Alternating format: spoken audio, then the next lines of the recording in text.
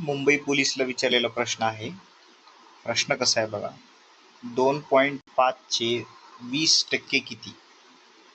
2.5 चे 20% किती असा मुंबई पोलिसला विचारलेला प्रश्न आहे. पण हा प्रश्न आता सोडवणार आहोत. काय करायचं, 2.5 ला 2.5 लिहायचं.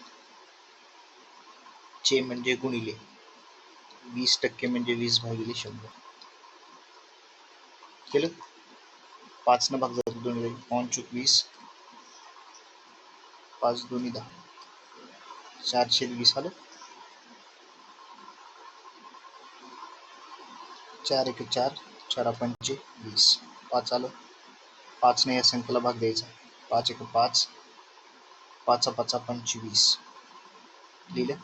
पण 1 सोडून दशांश आहे म्हणून 0 0.5. 2.5 चे 20% बरोबर 0.5.